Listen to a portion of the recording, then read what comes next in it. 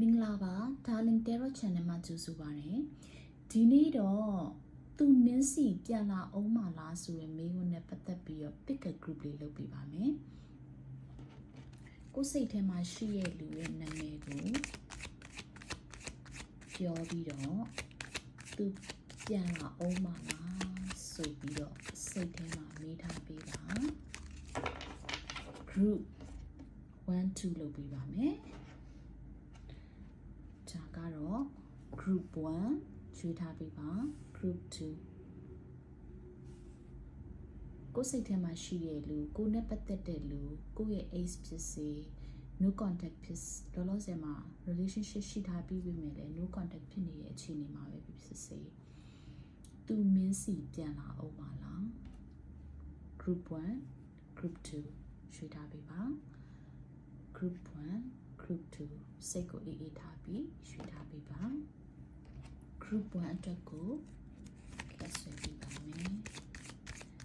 သူမင်းစီပြန်လာအောင်ပါလား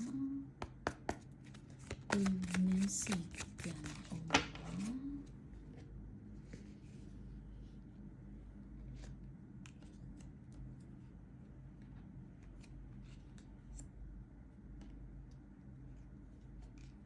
သူမင်းစီ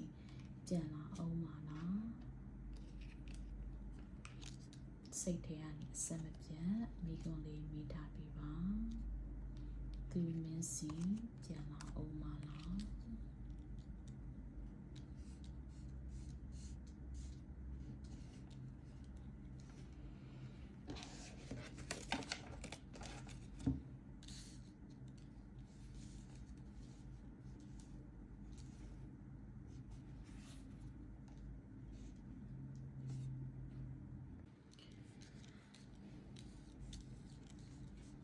group 1ရွေးထားတဲ့သူတွေအတွက်ကတော့များသောအားဖြင့် no contact ဖြစ်နေတယ် distant ဖြစ်နေတယ်သမားတွေကိုမြင်ရပါတယ်ဆိုတော့long term relationship သမားတွေမြင်ရတယ်เนาะလုံးဝ break up ဖြစ်သွားတဲ့ပုံစံမျိုးကိုမတွေ့ရပါဘူးဆက်ဆံရေးကအေးဆက်ပြီးတော့နှစ်ဦးကြားမှာမပြေလည်မှုတွေနားလည်မှုတွေအများကြီးလိုအပ်နေတယ်ဆိုတာကိုတွေ့ရပါတယ်။နှစ်ယောက်ကြားကတကယ်လိုနေတာကဘာလဲဆိုတော့အခုချိန်မှာက space distance ခဏ break ယူသင့်ပြီးတော့အရာရာကိုပြန်လဲသုံးသပ်ရမယ့်ပုံစံမျိုးပါ။နှစ်ယောက်ကြားမှာတော့ချစ်ချင်းမြတ်တာရှိနေပါသေးတယ်။အရင်တုန်းကနော်ဒီ relationship မှာ clear communication မရှိတဲ့ပုံစံမျိုးတွေလည်းတွေ့ရပါတယ်။ဒီဆက်ဆံရေးကလက်တလုံးဒီလို no contact နဲ့နော် break ယူပြီးတော့နှစ်ယောက်ကခဏတာခွဲနေရတာပိုကောင်းတဲ့ပုံစံမျိုးကိုတွေ့ရပါတယ်အခုဗီဒီယိုကြည့်နေတဲ့သူကိုပြောချင်တာကအချိန်တစ်ခုပေးပါအချိန်တစ်ခုလိုအပ်ပါတယ်အခုချိန်မှာအေးချမ်းစွာနေပါ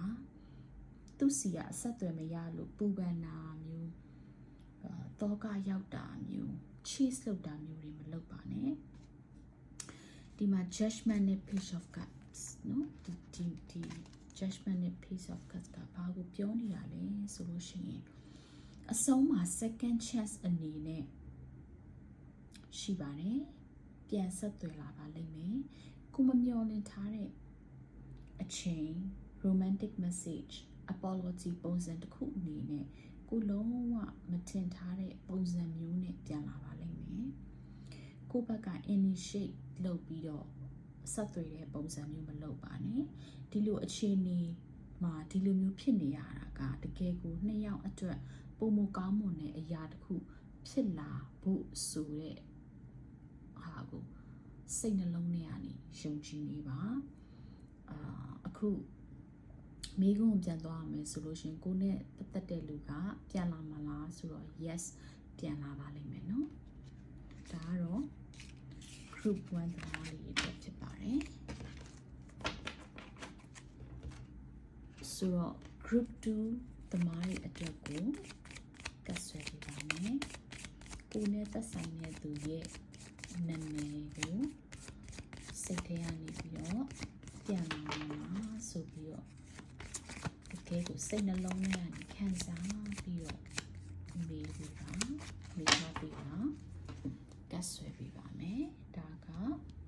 group 2သမားတွေအတွက်ပါ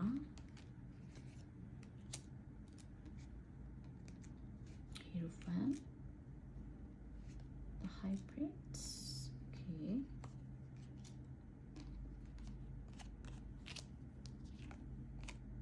Majestic Six of Pentacles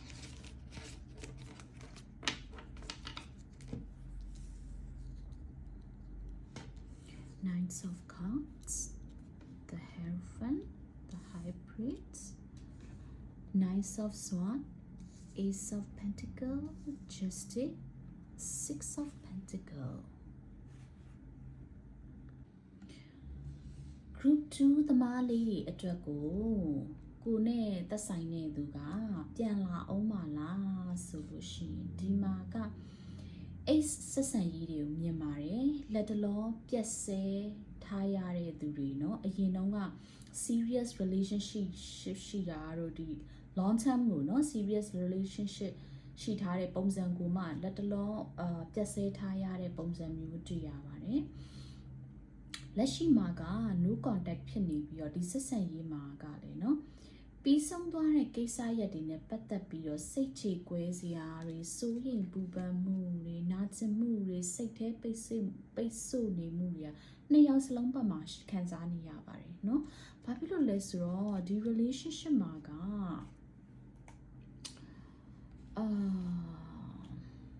နှစ်ယောက်စလုံးကအများကြီး invest လုပ်ထားတယ်เนาะတကယ်ကိုနှစ်ဖက်စလုံးကယဉ်နှမြုပ်နှံမှုစိတ်ပိုင်းဆိုင်ရာရုပ်ပိုင်းဆိုင်ရာအချိန်အရာရာဘဝเนาะယဉ်နှမြုပ်နှံခဲ့ချထားပြီးတော့မှဒီလိုအခြေအနေမျိုးနဲ့ break up လိုမျိုးအခုလက်ရှိမှာဖြစ်နေရတော့ဘလို့မှ group 2ကိုရွေးထားတဲ့သူတွေအနေနဲ့ကတော့လက်ရှိမှာက ace connection ပုံစံမျိုးတွေကိုပို့တွေ့ရတယ်เนาะဆိုတော့လက်တလောပြတ်ဆဲထားတဲ့သူအရင်က serious relationship ကိုမှ long term သွားခဲ့ပြီးတော့မှအခုရုတ်တရက်ကြီးbreak up ဖြစ်သွားတဲ့ပုံစံမျိုးလေးတွေကိုတွေ့ရတယ်လက်ရှိမှာလည်း no contact ပေါ့เนาะတေချာဖြစ်နေတယ်ဒီဆက်ဆံရေးမှာကအရင်ကပြီးဆုံးသွားခဲ့ရတဲ့ကိစ္စရပ်တွေနဲ့ပတ်သက်ပြီးတော့စိတ်ကြေကွဲစိတ်ပင်ပန်းနာကျင်မှုစိတ်ထဲပိတ်ဆို့ပြီးတော့ညဆိုရင်လည်းเนาะအိမ်မက်ဆိုးတွေမတ်တဲ့ပုံစံမျိုးအထီကိုနှစ်ယောက်စလုံးနှစ်ဖက်စလုံးဘက်ကနေပြီးတော့ဖြစ်နေတဲ့ပုံစံမျိုးကိုတွေ့ရတယ်เนาะဆိုတော့ဘာဖြစ်လို့လဲဆိုတော့ဒီဆက်ဆံရေးမှာကဒီ relationship မှာတကယ်ကိုနှစ်ဖက်စလုံးကယဉ်နှီးမြုပ်နှံမှုတွေစိတ်ပိုင်းဆိုင်ရာနော်ရုပ်ပိုင်းဆိုင်ရာအချင်းမိသားစုနော်ပတ်ဝန်းကျင်အရာရာဘဝနဲ့ရင်းပြီးတော့ပုံအပ်ခဲ့ကြတဲ့ပုံစံမျိုးအခြေအနေမျိုးကနေဒီလို break up ဖြစ်သွားတယ်ဘလို့မှအဆင်မပြေဘူးပေါ့နော်ဆိုတော့တကယ်နာကျင်ခံစားရတဲ့ပုံစံမျိုးလေးကိုလည်းတွေ့ရပါတယ်ဒါပေမဲ့လေဒီ justice နဲ့ဒီ hierophant နဲ့ကဘာပြောနေလဲဆိုတော့အခုရှိနေတဲ့ပုံစံမျိုးကနှစ်ယောက်အတွက်မှန်ကန်တဲ့ပုံစံမဟုတ်ဘူးနော်ပြောချင်တဲ့သဘောကပြန်ပြီးတော့အဆင်ပြေပါလိမ့်မယ်တစ်ဖက်လူကနေပြီးတော့ပြန်ဆက်သွယ်ပါလိမ့်မယ်အရင်ကဖြစ်ခဲ့တဲ့ကိစ္စတွေနဲ့ပတ်သက်ပြီးတော့အလုံးစုံကိုအချိန်တစ်ခုရောက်ရင်သူ့ဘက်ကနေပြီးတော့နော်ပြန်ဆက်သွယ်လာပါလိမ့်မယ်ဒီဆက်ဆံရေးကလေ long term potential ကိုမြင်ရတယ်เนาะ stable တကယ်ကို stability relationship ပုံစံမျိုးလည်းရှိတယ်ဆိုတော့အခုချိနေတဲ့သူကိုပြောချင်တာကစိတ်ကိုအေးထားပြီးတော့ကိုယ်စိတ်ကိုအေးချမ်းအောင်နေပါတစ်ဖက်လူကနေပြီးတော့တကယ်ကိုပြန်လဲပြီးတော့ဆက်သွယ်လာပါတယ်သူ့ဘက်ကနေပြီးတော့ပဲစပြီးတော့ပြန်ဆိုတော့ဒီနေ့ reading လေးကတော့ဒီလောက်ပါပဲနောက်ပိုင်းကိုဒီ YouTube channel မှာဒီ zodiac တစ်ခုချင်းစီနဲ့ပတ်သက်ပြီးတော့reading detail လေးတွေအသေးစိတ်လေးလုပ်သွားပြပါမယ်เนาะTikTok မှာကျတော့အရင်ရှိတဲ့ video တွေကတင်ရတာအဆင်မပြေတော့ဒီ YouTube channel လေးကိုလည်းlike and subscribe လေးလုပ်ထားပေးပါအပတ်တိုင်းလတိုင်းဒီ zodiac sign တစ်ခုချင်းစီအသေးစိတ်လေး reading လုပ်ဖို့အတွက်ကိုlike and subscribe လုပ်ထားပေးပါနောက် video ပါပြန်တွေ့ပါမယ်